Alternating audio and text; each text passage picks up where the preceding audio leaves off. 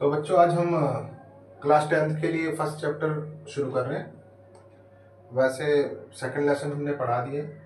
First lesson में देखिए LCM और एचसीएफ बाय प्राइम फैक्टराइजेशन। बेटा जो हम पढ़ा रहे हैं उसको पढ़ने के बाद आप एनसीईआरटी की एक्सरसाइज खुद ही कर लेंगे, चाहे आर डी शर्मा हो चाहे आर एस अग्रवाल हो, ये सब आप क्वेश्चन अटेम्प्ट कर सकते हो। बस हमारे वीडियोज में कंसेप्ट क्वेश्चंस को समझिए, फिर आप जिस चाहे बुक से पढ़िए, आप उसके क्वेश्चन अटेम्प्ट करने लायक बन जाएंगे। ठीक है बेटा, तो अब शुरू करते हैं फर्स्ट लेसन। सबसे पहले मैं एलसीएम और एचसीएफ बाय प्राइम फैक्टराइजेशन की बात करूंगा। कुछ बच्चे ये पहले से ही जानते हो, फिर भी हमें तो बताना ही है, तो आइए देखते हैं कैसे निकालते हैं। For example find LCM of 60, 48 and 36 by prime factorization. By prime factorisation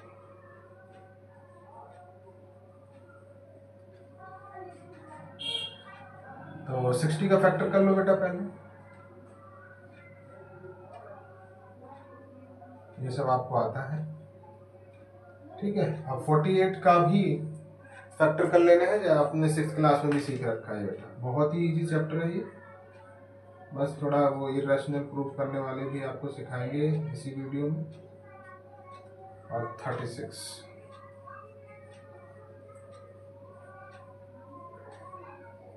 सबके फैक्टर कर लिए, और सबके फैक्टर्स को यहाँ लिख लो, 2 इंटू 2 इंटू 3 इंटू 5। इसी तरह 48 का भी फैक्टर लिख लीजिए, 2 इंटू 2 इंटू 2 इंटू 3।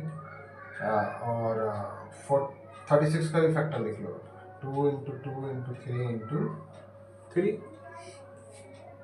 अब जितने भी प्राइम फैक्टर है, 3 प्राइम फैक्टर आ रहे हैं इसमें, एक 2 आ रहा है, एक 3 आ रहा है और एक 5 आ रहा है।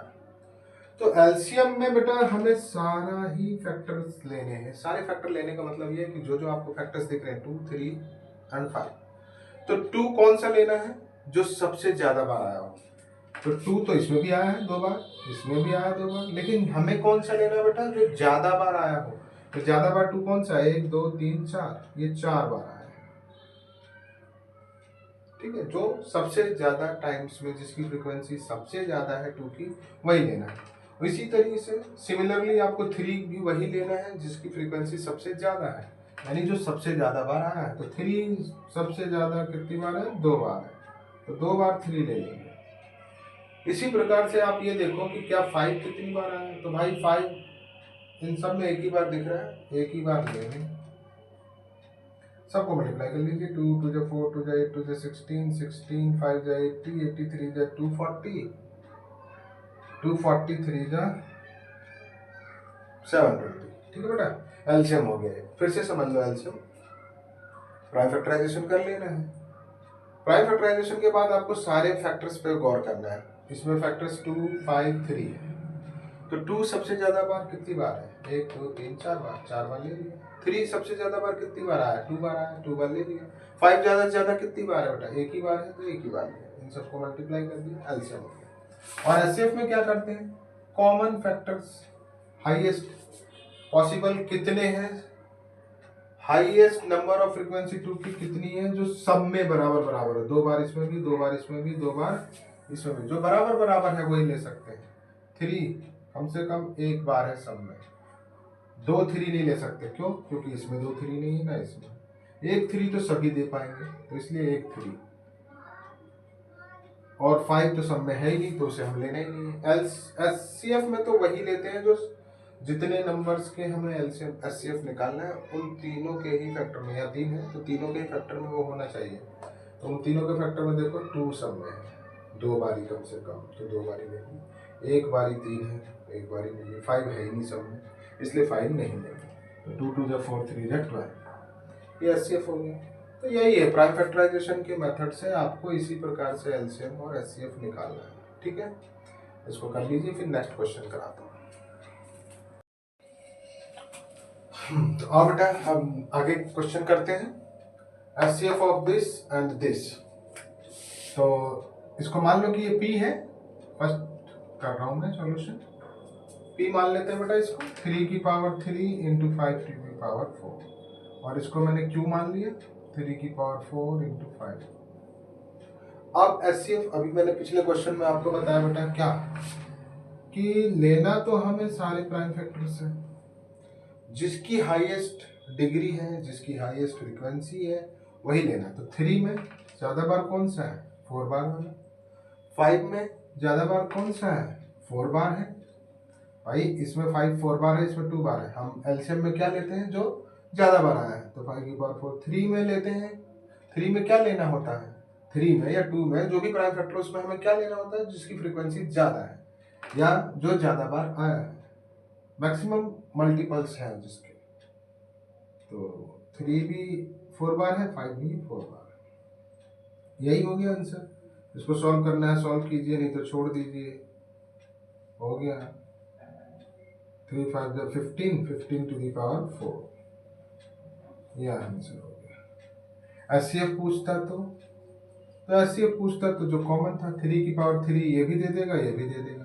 5 स्क्वायर इसमें भी मिल जाएगा और इसमें भी, जो कॉमन हो जाए, दोनों में इक्वल नंबर ऑफ टाइम्स हो जाए तब ये एचसीएफ हो गया। सेकंड क्वेश्चन पे आते हैं। ए क्या है हमारे पास? X Y square. बी क्या है? X cube Y 5। तो एलसीएम में तो बेटा भाई एक्स में ज्यादा बार कौन आया है? 3। वाई में ज्यादा बार कौन सा है? ये वाला 5 बार। हो गया एलसीएम। और एचसीएफ भी अगर पूछ ले, पूछा नहीं है, नहीं एचसीएफ भी पूछा था मैंने, एलसीएम भी बता दिया। ठीक है कोई बात नहीं। एचसीएफ भी हो गया, एलसीएम भी एचसीएफ भी हो गया, एलसीएम भी हो गया। अब एचसीएफ चलो दोनों कर देते हैं। Find LCM and HCF. चलो दोनों क्वेश्चन बना देते हैं। Find LCM and HCF of this. Okay, दोनों निकाल देते हैं और दोनों ही प्रैक्टिस हो जाएगा। एचसीएफ इसमें जो कॉमन है, कॉमन एक बार एक्स है और वाई 2 बार है। ठीक है बेटा, आप समझ गए होंगे। एचसीएफ में जो इक्वल नंबर ऑफ टाइम्स आए हो, कॉमन हो, जो ये भी डिविजिबल हो जाए और ये भी डिविजिबल हो जाए, ऐसा लेना है हमें। तो एक्स से ये भी डिविजिबल हो जाएगा, ये भी वाई स्क्वायर से ये भी डिविजिबल हो जाएगा और ये भी। तो हो गया एचसीएफ। और एलसीएम में जो फैक्टर्स हैं वो ज़्यादा कितनी बार है वो लेना है। तो एक्स में से ज़्यादा बार कौन है? एक्स की पावर 3। वाई ज़्यादा बार कितनी बार आया? 5 बार आया। तो वो एलसीएम हो गया। ठीक है, अब आपको मैं क्या किस पे क्वेश्चन कराऊंगा? एक फार्मूला है बेटा, HCF into LCM equal product of 2 numbers. इस पे भी क्वेश्चंस बनते हैं। जैसे कि एक क्वेश्चन है क्या, हाँ क्वेश्चन देखिए, एचसीएफ किसका? 2520 और 6600 का कितना है? 1। ओके, और एलसीएम किसका? इन्हीं दो नंबरों का 2520 और 660, वो है 252K। और हमें वैल्यू फाइंड करनी है, फाइंड वैल्यू ऑफ K। तो इसमें बेटा हम यही फार्मूला लगाएंगे और K की वैल्यू निकल जाएगी। ठीक है, करके बताता हूँ आपको। डस्टर कहाँ है भाई? डस्टर नहीं है, चलो कपड़े से लगा देते हैं।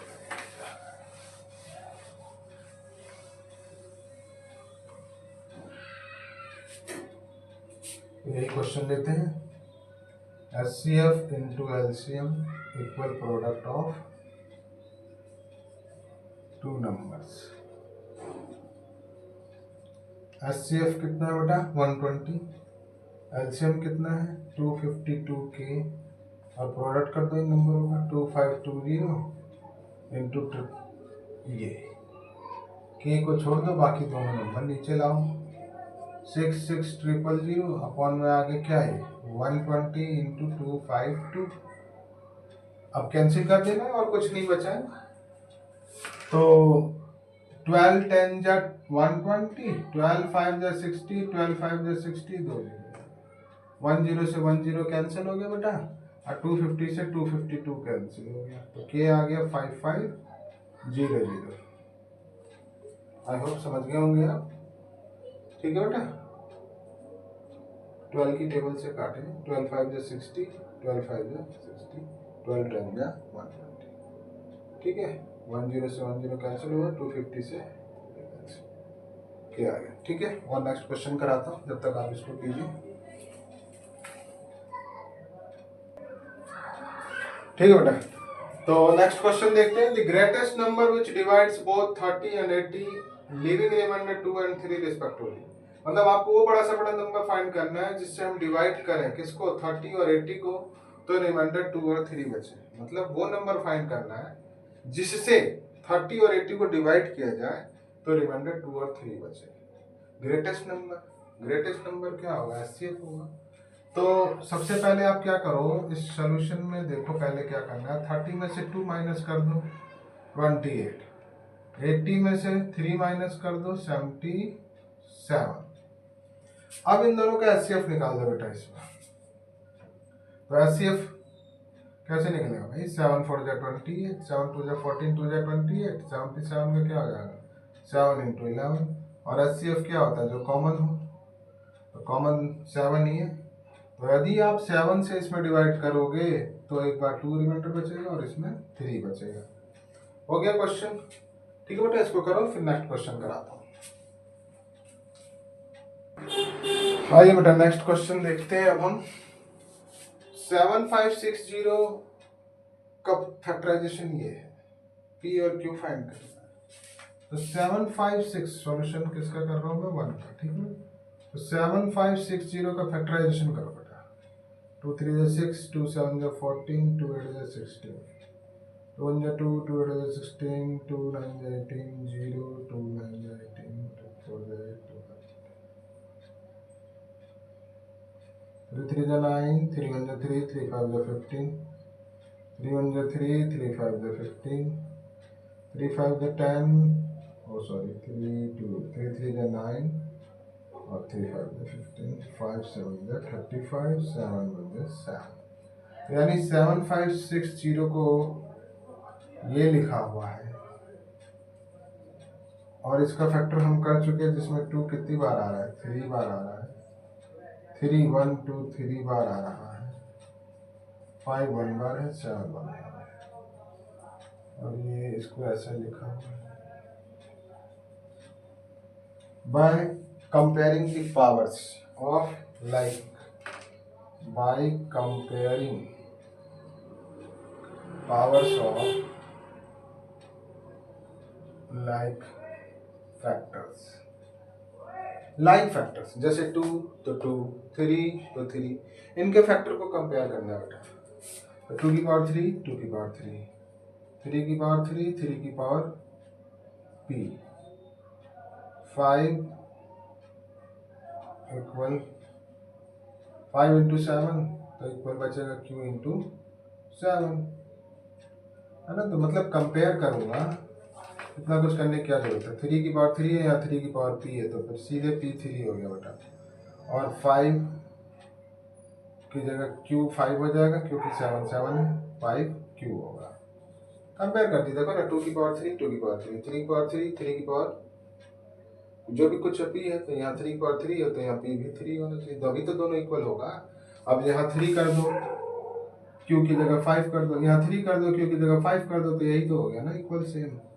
भाई p की जगह मैं 3 कर दूँ, q की जगह मैं 5 कर दूँ, तो आपको दिख नहीं रहा दोनों सेम हो गया, इसलिए p 3 हो जाएगा और 5 q हो जाएगा। ठीक है बेटा, नेक्स्ट क्वेश्चन करते हैं, अभी आप इसको कीजिए।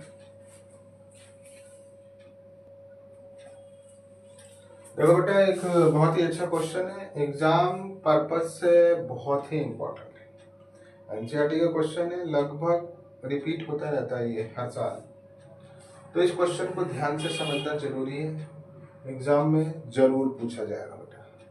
क्या है इस क्वेश्चन में, प्रूफ करना है कि √3 इरेशनल है। पहले तो आपको इरेशनल नंबर पता होगा कि क्या होता है। इरेशनल नंबर वो रेशनल नंबर होते हैं जिनका डेसिमल एक्सपेंशन या तो नॉन रिपीटिंग हो और नॉन रीअकरिंग।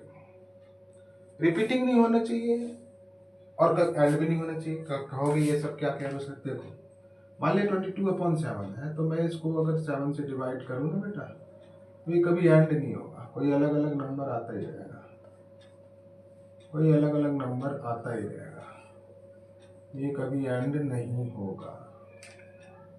ठीक है बेटा, ये कभी एंड होगा ही नहीं, तो ये इरेशनल नंबर है बेटा। सिमिलरली √2 का जब स्क्वायर रूट अगर आप निकालोगे तो उसका डेसिमल एक्सपेंशन कभी खत्म ही नहीं होगा, वो टर्मिनेट होगा ही नहीं। तो इस प्रकार के नंबर्स जिनका डेसिमल एक्सपेंशन टर्मिनेट ही ना हो और रिपीट भी ना हो, उसी को इरेशनल कहते हैं, ऐसा आपने 9th में सीखा है। और वो हमें यहाँ नहीं करना है, हमें तो ये प्रूव करना है कि ये इरेशनल है। तो ठीक है, तो इससे उल्टा कॉन्ट्रडिक्शन मेथड का यूज करते हुए हम इसको प्रूव करेंगे। सबसे पहले क्या करना है, लेट कर लेना है कि √3 इज रैशनल। पहला काम ये करना है, √3 इज इरेशनल और वेयर √3 इक्वल मान लिया मैंने P/Q, where P and Q are coprime numbers. Coprime numbers क्या होता है? मीन्स को-प्राइम मीन्स का क्या मतलब होता है? P and Q have no common factor other than 1।